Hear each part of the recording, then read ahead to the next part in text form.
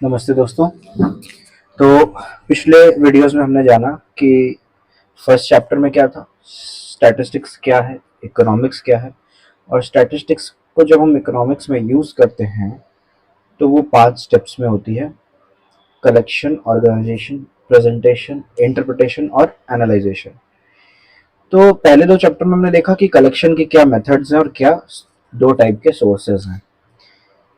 Second और third chapter में, fourth chapter में हमने देखा कि ऑर्गेनाइज करना या क्लासिफाई करना क्या होता है और कैसे होता है।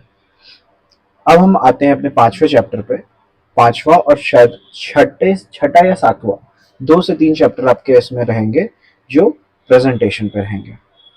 सबसे पहले प्रेजेंटेशन में क्या क्या टाइप्स आते हैं: टेक्सचुअल और टैबुलर प्रेजेंटेशन। तो 5वां चैप्टर हम इसी के साथ स्टार्ट करते हैं कि जब हमें वो डेटा जो हमने पहले कलेक्ट किया, फिर उसको ऑर्गेनाइज किया, एक तरीके से क्लासिफाई किया, है ना, रॉ डेटा को, उसको अब हमें प्रेजेंट करना है। तो उसके क्या क्या टाइप्स हैं। सबसे पहले है टेक्सचुअल प्रेजेंटेशन। जब डेटा बहुत ही छोटा हो या वो स्टडी का एक छोटा सा पार्ट हो, तब हम उसे टेक्सचुअल फॉर्म में रिप्रेजेंट कर सकते हैं। जैसे हमने डेटा कलेक्ट किया था और हमने उसे एज इट इज ही लिख दिया, थोड़ा सा क्लीन करके, कि in a strike call given by the trade unions of shoe making industry in the city of Delhi.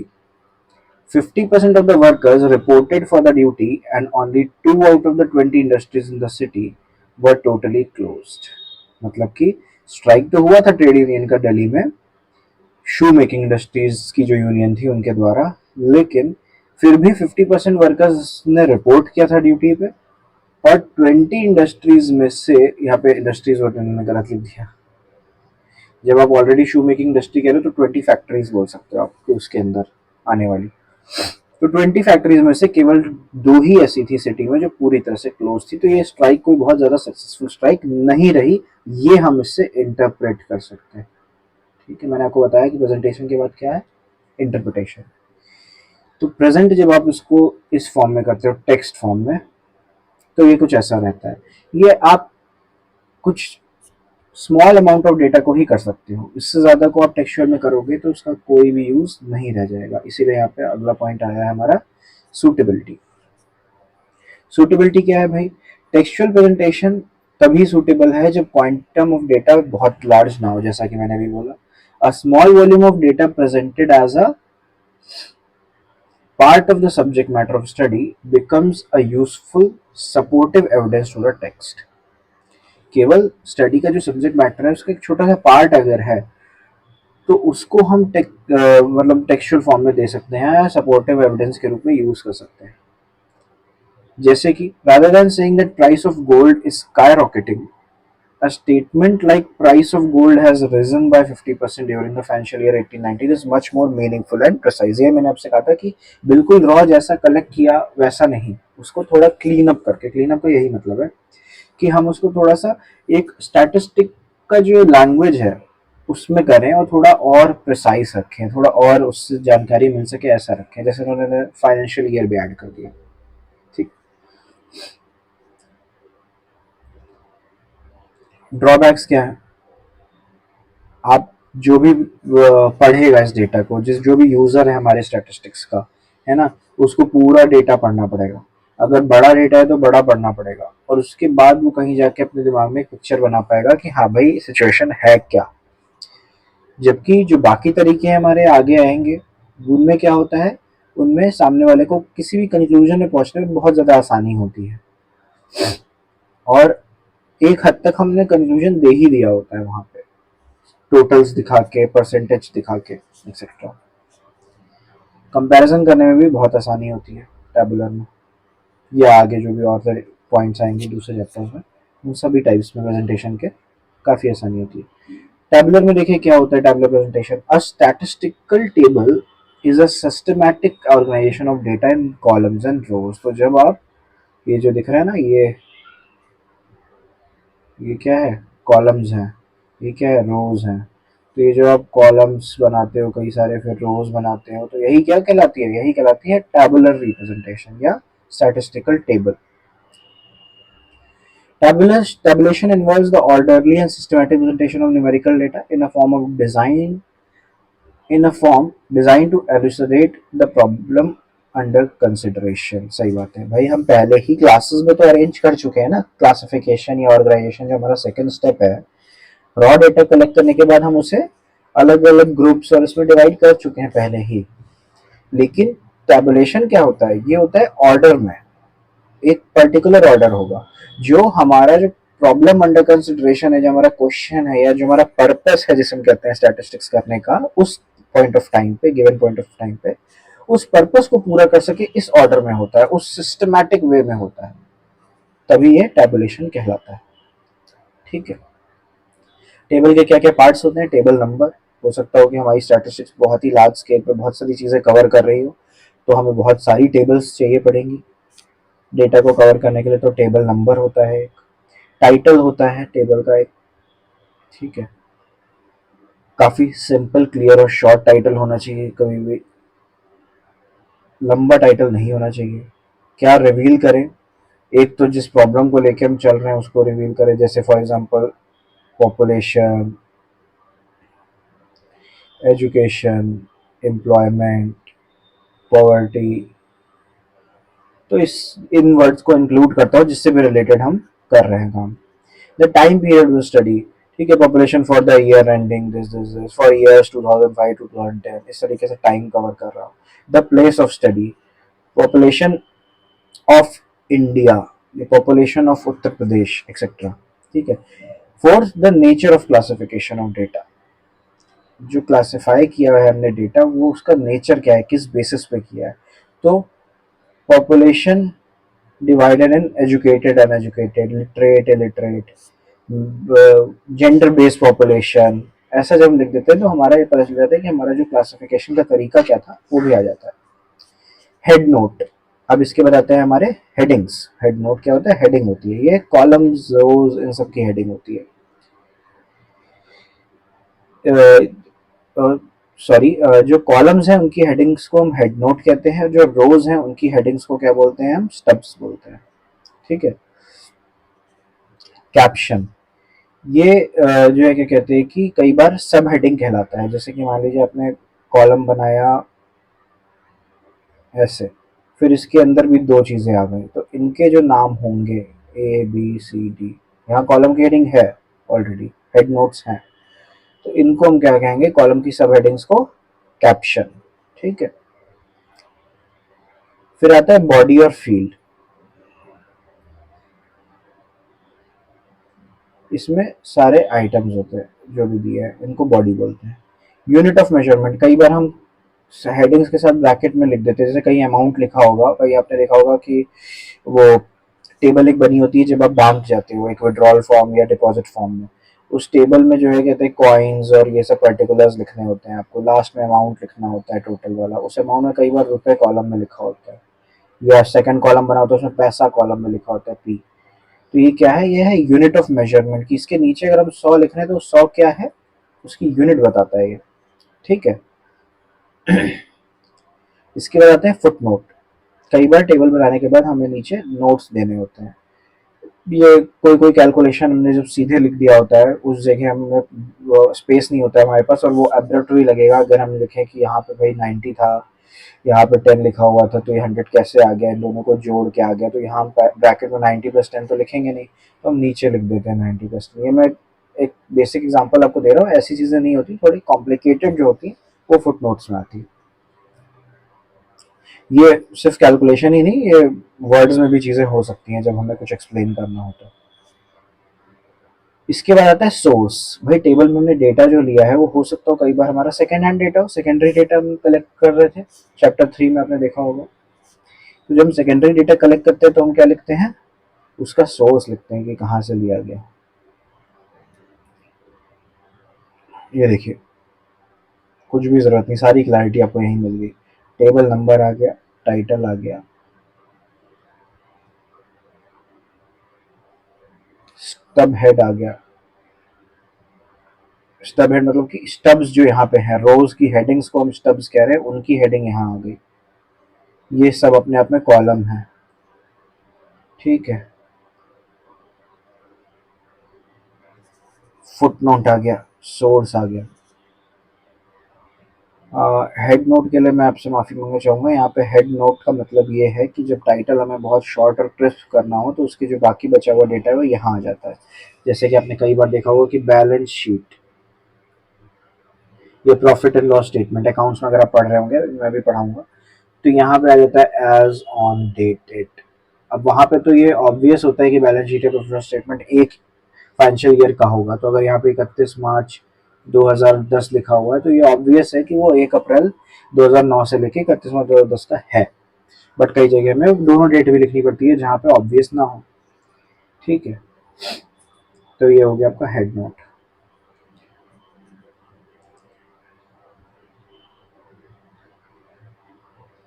इसके बाद आता है guidelines for the construction of a table और features of a good table. एक अच्छी table construct करने के लिए क्या क्या चीजें होनी चाहिए? कंपैटिबल टाइटल, टाइटल उस चीज को रिलेटेबल हो 100% जो काम हम करने जा रहे हैं। कंपैरिजन, जो डेटा है वो एक दूसरे से कंपेयर हो सके ऐसी टेबल बनी हो। ऐसा ना हो कि हमें 2 ईयर के प्राइस और 2 ईयर की क्वांटिटी लिखनी थी और प्राइस और क्वांटिटी का मल्टीप्लिकेशन एक्सपेंडिचर लिखना था, तो हमने क्या किया कि पहले की प्राइस पहले, फिर क्वांटिटी, फिर एक्सपेंडिचर, फिर दूसरे की प्राइस, फिर दूसरे की क्वांटिटी, फिर दूसरे का एक्सपेंडिचर। तो इससे कंपैरिजन नहीं हो पाएगा। हमें ये देखना पड़ेगा हमारा पर्पस क्या है। हमें क्या सब तीन दोनों ईयर के प्राइस को भी कंपेयर करना है, क्वांटिटी को भी कंपेयर करना है, एक्सपेंडिचर को भी कंपेयर करना है। तो हम क्या करें, मान लीजिए P1 Q1 एक्सपेंडिचर 1 है, P2 Q2 एक्सपेंडिचर 2 है, तो हम P1 के बाद P2 की कॉलम बनाए, हम Q1 के बाद Q2 की कॉलम बनाए, हम एक्सपेंडिचर 1 के बाद एक्सपेंडिचर 2 की कॉलम बनाए। ठीक है, अगर हमें तीनों चीज़ कंपेयर करनी है। ऐसा नहीं है तो हम ये कर सकते हैं कि हमने P1 फिर Q1 फिर P2 फिर Q2, और फिर क्योंकि हमें केवल एक्सपेंडिचर कंपेयर करना था तो हमने एक्सपेंडिचर 1 और एक्सपेंडिचर 2 की अगल बगल रखी। जिसको हमें कंपेयर करना है वो आसपास होना चाहिए। ये एक पॉइंट नहीं है केवल, सारी ही कॉमन सेंस वाली जो चीज़ें आपकी हैं, कॉलम्स को और रोज को जो है कंपेरेबल कॉलम्स और रोज को आसपास रखने के लिए या इस तरीके की चीज़ें करने के लिए उसको ध्यान में रखना चाहिए। Special emphasis. Some items in the table may need special emphasis. Such items should be placed in head rows, top, above, or head column, extreme left. Moreover, such items should be presented in bold figures. उनका font size, font color, red color या bold font, ऐसी चीज़ों को हम use कर सकते हैं जिन चीज़ों पे हमें ज़्यादा जोर देना हो। जैसे कि हम पहले से बताना चाहते हैं कि सर सारा डेटा तो एक फ्लो में जा रहा था, एक सीक्वेंस में जा रहा था, महंगाई का था तो महंगाई बराबर बढ़ रही थी, लेकिन ये एक साल महंगाई बहुत ज़्यादा बढ़ गई या बहुत ही कम रही, मंदी छा गई, ऐसा कुछ हुआ है ना, इन्फ्लेशन डिफ्लेशन, कुछ भी एब्रप्ट हो रहा था, तो हमने उस डेटा को हमने रेड कर दिया या बोल्ड कर दिया जिससे कि उस पर ध्यान ज़्यादा जाए।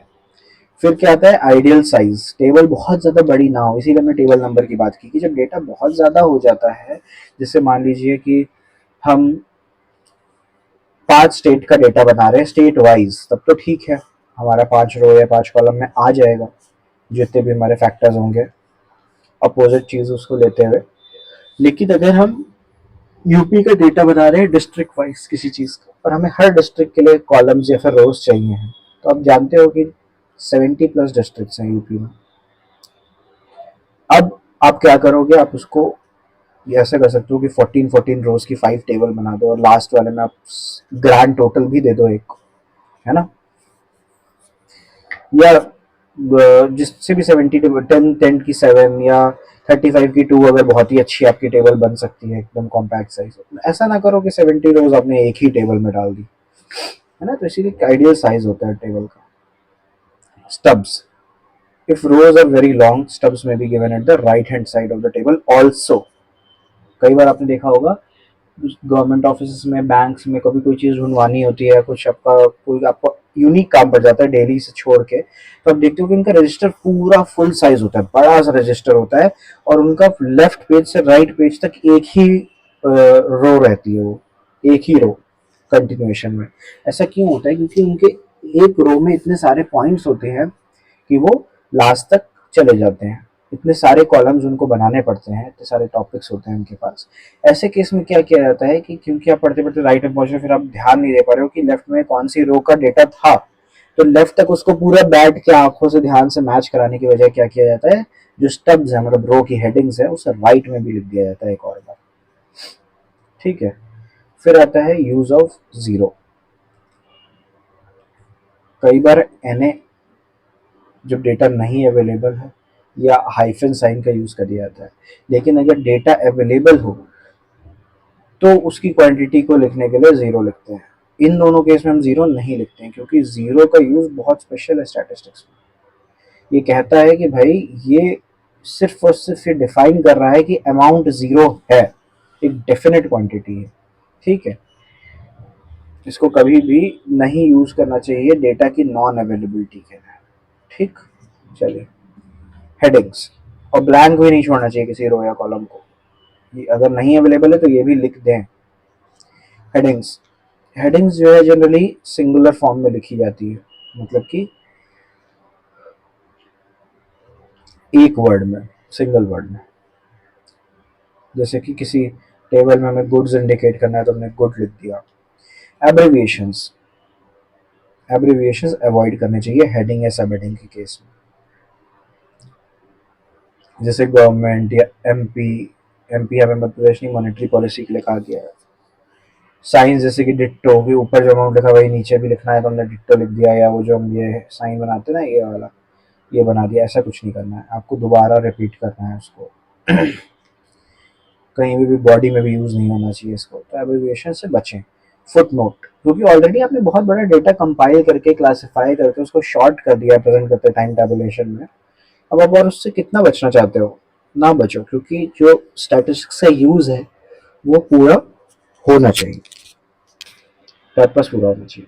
फुट नोट, फुट नोट हमेशा एस्ट्रिक्स के थ्रू दिया जाता है। आप जिस पॉइंट का लेके एक्सप्लेनेशन नीचे दे रहे हो या कैलकुलेशन नीचे दे रहे हो वहां एस्ट्रिक लगाओ, नीचे फुट नोट में एक एस्ट्रिक लगाओ। अगर आपके एक से ज्यादा है तो आप फिर हैश वहां पे और नीचे हैश लगा सकते हो, या कई सारे हैं तो स्टार में ही, मतलब एस्ट्रिक्स में ही asterisks one, asterisk two, asterisk three ऐसे करके बहुत छोटा सा ऊपर क्या कहते हैं सुपर स्क्रिप्ट में 1 2 ऐसे डाल दोगे जहां के लिए आपको फुट नोट चाहिए। जैसे कहीं पे लिखा हुआ है 10,000 रुपीज, अब इस 10,000 कैसे आया एक्सप्लेन करना तो उसके ऊपर आपने छोटा सा लिख दिया। ठीक है, ये छोटा नहीं दिख रहा है और छोटा होगा इससे। ठीक है, जैसे मान लीजिए ऐसे 10,000 लिखा हुआ है और यहाँ एस्ट्रिक्स टू, जैसे स्क्वायर लिखते हैं वैसे, और फिर यही एस्ट्रिक्स टू का नीचे टेबल के नीचे फुटनोट में एक्सप्लेनेशन दिया हो। इससे पॉइंट मार्क हो जाते हैं कि कौन सा फुटनोट किस चीज के लिए है। ठीक है, इसको मैं इरेज कर दे रहा हूँ, इसका कोई खास काम नहीं, थोड़ा सा छोड़ देता हूँ आपके। यूनिट्स, यूनिट्स हमेशा स्पेसिफाई होनी चाहिए। मैंने आपको बताया था ऊपर रुपीज लिखा रहता है, ब्रैकेट में पैसा लिखा रहता है। ऐसे कई बार कोई चीज एरिया के बारे में है तो 000 हेक्टेयर, 000 टन, तो आपको हर एक में 000 हेक्टेयर बार बार नहीं लिखना पड़ेगा, इसलिए भी काम में आ जाता है। ठीक है, टोटल, नीचे टोटल जरूर होना चाहिए, सब टोटल्स और टोटल्स हर रो के लास्ट में। और grand total of all items भी नोट होना चाहिए, जैसे मैंने आपको भी बताया था कि कई टेबल्स हैं कुछ है तो। ठीक है, परसेंटेज और रेशियो कई बार कंपैरिजन के लिए अगर पॉसिबल हो तो परसेंटेज फिगर्स भी दिए हों, इससे डेटा और ज़्यादा इंफॉर्मेटिव होता है और इसका यूज़ बहुत अच्छा हो जाता है। एक्सटेंट ऑफ अप्रोक्सीमेशन, अप्रोक्सीमेशन का एक लिमिट होना चाहिए और ये कितना किया गया है ये भी फुट नोट में दिया होना चाहिए।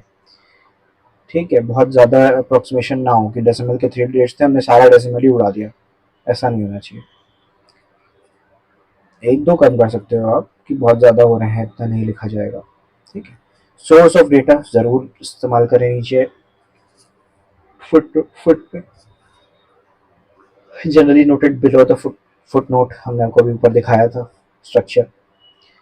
साइज ऑफ कॉलम्स, कॉलम की साइज सिमेट्रिकल और यूनिफॉर्म होना चाहिए, मतलब कि ऐसा ना हो कि बहुत ज़्यादा डिफर कर रहे हो। सिमेट्रिकल मतलब कि ऐसा भी हो कि जैसे जो डेटा नीचे दिया है उससे बहुत ज़्यादा एक्सटेंड भी ना करें। जैसे नीचे आपने पूरे कॉलम में जो डेटा भरा है वो मान लीजिए इतने इतने गैप में भर रहे हैं। ठीक है, और आपका कॉलम का जो विड्थ है वो इतनी है तो ये ज़्यादा हो जाएगा। ठीक है, कोशिश करिए कि आपके डेटा से बहुत ज़्यादा वेराई भी ना करें कि पता चला दूसरे डेटा में किसी में बहुत ज़्यादा था तो उसको मैच कराने के लिए आपने एकदम डिट्टो मैच करा दिया, ऐसा ना रखें। लेकिन हाँ, most of the time symmetrical भी हो और अपने डेटा से बहुत ज़्यादा एक्स्ट्रा भी ना, अब छोटा तो हम नहीं कर सकते कि इसको हम छोटा कर देंगे बराबर करने के लिए, डेटा ही कट गया, ऐसा नहीं होना चाहिए। ठीक है, जगह ना होने के कारण मैंने इसमें लिख दिया, वैसे जगह थी लेफ्ट में, लेकिन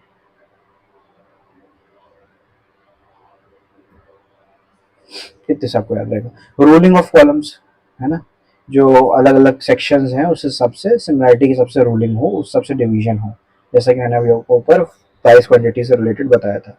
ठीक है, सिंपल, इकोनॉमिकल एंड अट्रैक्टिव।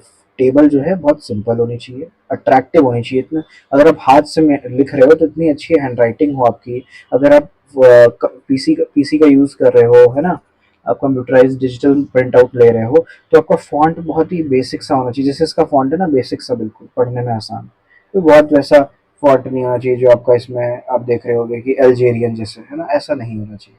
ठीक है,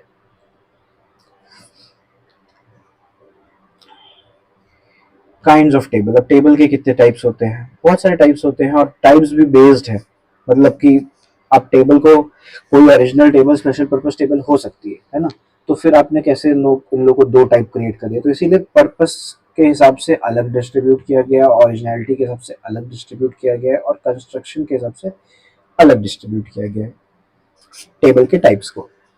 अगर हम पर्पस पे जाएं कि हमारा टेबल बनाने का पर्पस क्या था, इस पर्पस के बेसिस पे हमने उसे डिवाइड किया, तो एक होता है जनरल पर्पस टेबल और एक होता है स्पेशल पर्पस टेबल। ठीक है, जनरल पर्पस टेबल क्या है, जैसे कि सेंसस के साथ कोई रेफरेंस टेबल अटैच्ड है ना, जो कि किसी एक स्पेसिफिक प्रॉब्लम से रिलेटेड ना हो, जिसे सिर्फ डेटा बैंक कहा जा सके, जो हर कोई यूज कर सके। ठीक है, ऐसी पर्पस के लिए जनरल पर्पस टेबल बनती है। स्पेशल पर्पस टेबल होती है जो कोई एक पर्टिकुलर रीजन को लेके बनी होती है, एक टाइम तक ही वैलिड होती है, उसके बाद ये यूजलेस हो जाती है, या जिसने अपने जिस पर्पस के लिए निकाली थी है ना, उसके ही काम में आ पाएगी और किसी के काम वो आ ही नहीं पाएगी। ठीक है, कुछ ऐसा एनालाइजेशन है, उसका रिजल्ट ऐसे दिए है टेबल में, है ना, समरी टेबल्स जिसे कहा जाता है। ठीक, और इसको कहा जाता है रेफरेंस टेबल्स। तब वो स्पेशल पर्पस टेबल है। जब हम बात करें ओरिजिनलिटी की, कि ओरिजिनलिटी के बेसिस में डिवाइड किया है, तो ओरिजिनल टेबल या डिराइव टेबल, भाई जब हम प्राइमरी डेटा के बेसिस पे कलेक्ट करके डेटा जो है और टेबल क्रिएट कर रहे हैं तो ओरिजिनल टेबल है, और अगर हम जो है कोई सेकेंडरी डेटा था उससे लेके आ गए, अब उसे हम टेबल के फॉर्म में ही ले आए हैं, भाई ऐसा भी तो हो सकता है ना। देखिए, जब आप सेकेंडरी सोर्स की बात करते हो, आपने बात की थी सेकेंड और थर्ड चैप्टर में सेकेंडरी सोर्स की, तो ज़रूरी नहीं है ना कि उन्होंने जो रॉ डेटा कलेक्ट किया था वही रखा हुआ हो सकता हो कि जो उन्होंने आपने जो डेटा टैब वो कलेक्ट कर लिया, क्लासिफाई कर लिया, टेबल टेबल फॉर्म में प्रेजेंट कर लिया, वो टेबल फॉर्म में प्रेजेंटेड डेटा आप ले आए हो, ऐसा भी हो सकता है। तो फिर वो क्या हो जाएगी, डेराइव टेबल हो जाएगी। ठीक,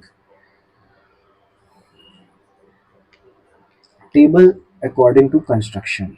अब कंस्ट्रक्शन के बेसिस पे किस किस टाइप की टेबल होती है, सिंपल और वन वे टेबल, सीधे सीधे में क्लास लिखा, नंबर ऑफ स्टूडेंट लिखा, उसके नीचे सब डाला, और यहाँ इसका टोटल कर दिया, क्लासेस का तो टोटल होता नहीं है तो उसके नीचे हमने टोटल हेडिंग लिख दी है, स्टब लिख दिया है। ठीक है, फिर आती है कॉम्प्लेक्स टेबल। कॉम्प्लेक्स टेबल कई तरीके की है, डबल और टू वे, जैसे कि आप यहाँ देख रहे हो कि क्या है, क्लास है, क्लास में सिर्फ लोग नहीं है, बॉयज और गर्ल्स हैं, तो उनके अलग अलग नंबरिंग है, और फिर उनके टोटल यहाँ पे भी है, सब टोटल्स, और फिर ग्रैंड टोटल यहाँ पे भी है, यहाँ पे भी सब टोटल है गर्ल्स और बॉयज का, यहाँ सब टोटल है क्लास वाइज का। ठीक, तो ये हो गई कॉम्प्लेक्स टेबल टू वे वाली। फिर आती है ट्रेबल, ट्रेबल मतलब थ्री वे वाली। अब यहाँ पे देखिए आप तीन हेडिंग्स हैं, बॉयज में भी रूरल और अर्बन, गर्ल्स में भी रूरल और अर्बन। ठीक, अब रूरल अर्बन के सम यानी कि कितने बॉयज हैं क्लास 11th में, फिर बीए फर्स्ट ईयर में कितने बॉयज हैं भाई, तो 10 रूरल 30 अर्बन टोटल 40, ऐसे ही आपको गर्ल्स 60, 15 रूरल 45 अर्बन। लेकिन अब आपको रूरल का भी टोटल जरूरत पड़ सकता है कि 10 रूरल बॉयज और 15 रूरल गर्ल्स, तो इस क्लास में 25 रूरल बच्चे हैं, और आपको टोटल का टोटल भी चाहिए पड़ सकता है कि बॉयज गर्ल्स रूरल अर्बन सब मिला के जो है कितने बच्चे हैं, 100, कोई भी डबल काउंट नहीं होना चाहिए इसमें। ठीक है, सम ग्रैंड टोटल हो गया 440। तो ये हो गया आपकी ट्रिपल कॉम्प्लेक्स टेबल। फिर मैनी फोल्ड आ जाती है। अभी यहाँ पे तो तीन थे, आपने देखा कि एक आपने क्लास को डिवाइड किया बॉयज और गर्ल्स में, फिर इसको डिवाइड किया आपने रूरल और अर्बन में, और आ गया इनका टोटल। ठीक, लेकिन अब अगर आप इस रूरल अर्बन को भी डिवाइड कर दो, देखिए यहाँ की आपने कि बॉयज जो रूरल में है उसमें से मैरिड कितने, आपने देखा होगा ऊपर मैंने बताया था क्लासिफिकेशन चैप्टर में आपको कि मैनी फोल्ड क्लासिफिकेशन भी होता है, तो ये वही है। फिर बॉयज रूरल में मैरिड कितने हैं, अब देखेंगे आप कि अगर हम ऊपर टोटल्स की तरह बनाने लग जाए कि मैरिड अनमैरिड का भी टोटल हो अंदर एक है, रूरल बॉयज का, फिर अर्बन बॉयज का भी एक टोटल हो मैरिड अनमैरिड का, फिर गर्ल्स का भी हो, फिर ऐसे ही यहाँ पे 5 तरीके के टोटल आ जाए, तो बहुत बड़ी टेबल बन जाएगी, जो कि सही नहीं है। मैंने ऊपर बताया था ना आपको, वो सही नहीं है। फिर आप उसके लिए क्या कर सकते हो, आप यही बेस्ट चीज़ कर सकते हो कि आप पहले ऐसी टेबल बना दो, फिर एक टोटल्स की टेबल अलग बना दो, है ना। तो आपको टेबल को डिवाइड करना पड़ता है, फिर आपको टेबल की नंबरिंग करनी पड़ती है। Classification of data and tabular presentation. अब टैबुलर प्रेजेंटेशन में डेटा क्लासिफाई कैसे कैसे हो सकता है, क्वालिटेटिव बेस पे होता है, जैसे ऊपर हुआ है ना, rural urban boy girl married unmarried, ये क्या है, क्वालिटीज है सब, ठीक है। जैसे इन्होंने अनएम्प्लॉयमेंट को जो है पंजाब में सेक्स और लोकेशन पे डिवाइड कर दिया कि लोकेशन रूरल थी कि अर्बन थी, और मेल थे कि फीमेल थे। क्वांटिटेटिव क्लासिफिकेशन, जैसे मार्क्स कितने कितने लाए, 20 से 30 लाने वाले इतने, 30 से 40 लाने वाले इतने, 40 से 50 लाने वाले इतने। कोई कह दे हाइट 100 से 110 सेंटीमीटर इतनी, 110 से 120 इतनी, कितने कितने स्टूडेंट्स हैं, ये सब क्या होता है, क्वांटिटेटिव हो जाता है क्वालिटेटिव की बजाय, क्योंकि हाइट कोई क्वालिटी नहीं हो सकती जबकि सबकी कोई ना कोई हाइट है। मार्क्स कोई क्वालिटी नहीं हो सकते जब सबके कोई ना कोई मार्क्स है, ठीक है। ये क्या होता है, क्वांटिटी, कौन ज्यादा लाया कौन कम लाया, किसकी हाइट ज्यादा है किसकी कम है, एक्सेट्रा। टेम्पोरल क्वालिफिकेशन क्लासिफिकेशन, मतलब कि टाइम बेस्ड डिवीजन, ये हमने सब क्लासिफिकेशन में पिछले चैप्टर में पढ़ा है। Temporal, quantitative, qualitative. Spatial, spatial ये हमने उसको वहां पे क्या पढ़ा था, ज्योग्राफिकल, पंजाब, उत्तराखंड, एक याद है, अभी पिछले वीडियो की बात है, ठीक है। तो वैसे यहाँ पे USA, UK, Japan, Russia, Australia आ गया, ठीक। इसके बेसिस पे नंबर ऑफ स्टूडेंट्स उन्होंने डिवाइड कर दिया। क्या फायदा है टेबुलर प्रेजेंटेशन का, आप इसको टेक्सचुअल से कंपेयर कीजिएगा, सिंपल एंड ब्रीफ है, ठीक है। फैसिलिटेट्स कंपैरिजन, यहाँ पे कंपैरिजन बहुत इजीली आप कर सकते हो कि किसमें ज़्यादा है किसमें कम है, नंबर देखो और तुरंत ही कंपेयर कर पाए, यहाँ आप आसानी से बता सकते हो कि यूएसए में बहुत ज़्यादा स्टूडेंट्स है जबकि रशिया में बहुत कम है। कितना कम टाइम लगा आपको ये जानने में ना।